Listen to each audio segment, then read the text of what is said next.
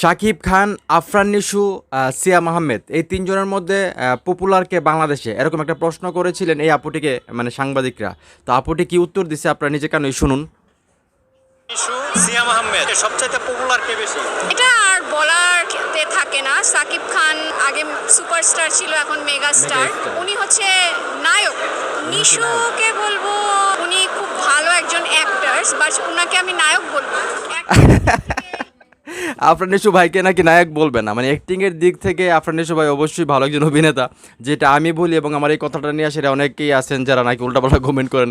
এখন আবুটির কথা শুনলেন, আবুটি কিন্তু বলতেছে যে শাকিব খান হয়েছে নায়ক, মানে শাকিব খান হয়েছে নায়ক আর আফরান নিশু হয়েছে অভিনেতা। মানে উনি খুব নিঃসন্দেহে খুব ভালো একজন অভিনেতা, কিন্তু উনি ওনাকে নায়ক মনে করেন এই আপুটি। তো যারা আফরান নিশু ভাইয়ের ভক্ত আছেন, আপনারা কি আপুটির সঙ্গে একমত? আপনারা কি মনে করেন যে শাকিব খান হলো বাংলাদেশের মেগা স্টার, মানে হিরো, যাকে হিরোর মতো লাগে, যার হাঁটা, যার কথা বলার স্টাইল, যার অ্যাকশন, মানে একটা মুভিতে উনি সব কিছুই করতে পারে, যাকে ফুল প্যাকেজ বলা হয় হিরো হিসাবে। তো শাকিব খান যারা আসো বা আফরান নিশু ভাইয়ের ভক্ত যারা আসো, আসলে আমার কথা শুনলে তো তোমরা উল্টা পাল্টা কমেন্ট করো। তো এখন আপুটি যে বললো যে শাকিব খান হচ্ছে একজন হিরো আর আফরান নিশু ভাই হচ্ছে একজন অভিনেতা, তো এই কথাটাকে তোমরা কীভাবে দেখতেছো সেটা অবশ্যই কমেন্ট করে জানাও। আর ভিডিওটি ভালো লাগলে অবশ্যই শেয়ার করো।